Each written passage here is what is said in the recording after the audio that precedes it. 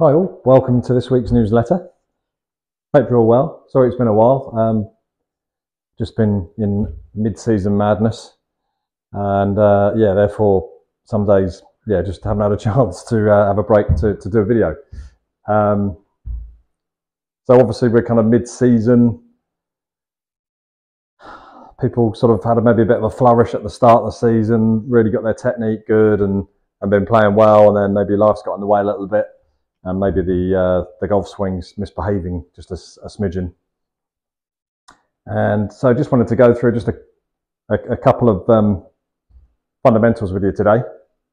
And one I've seen quite a lot of late. Again, probably due to the amount of wind we've had lately.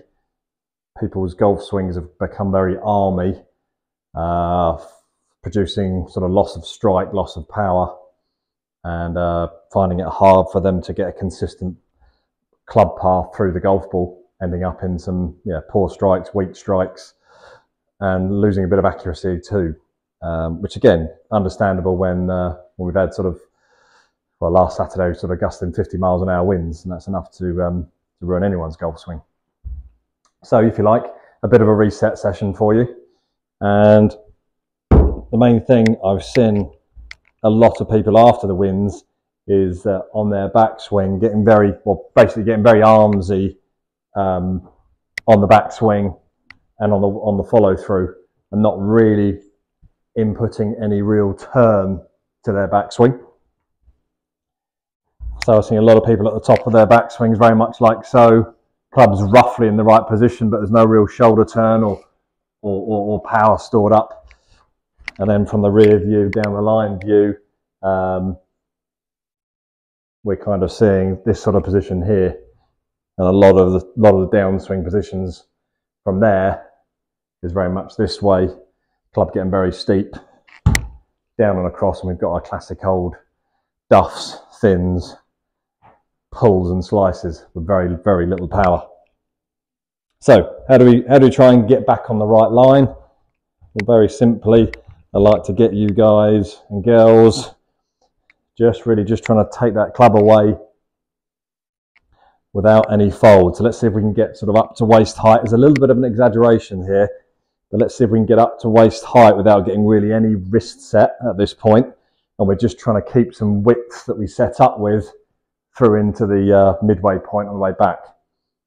And then as we get to the top of the backswing, the only other thing you've got to think about is as we set the wrist at the top, let's just try and keep that right arm nice and firm. Let's not see any folding and then collapsing of width. And if we do those two things, exaggerate it, we get a nice full turn, nice bit of width at the top, so we've got lots of power. And at the same time now, that club is getting in a much better angle around our body. When people tend not to turn, they tend to fold. The club's very much in front of them, this way too much. And we just want to try and get that club just a little bit deeper, further behind you. So when we start down, that club is coming on a better, squarer path for impact. Okay, so key things: keep the width, really exaggerate it whilst practicing to waist height. And let's maintain that width as we get a nice big turn, which the net result is lots of power, and that club is just a little bit further behind us and not quite so up here, getting into a steep position on the way down.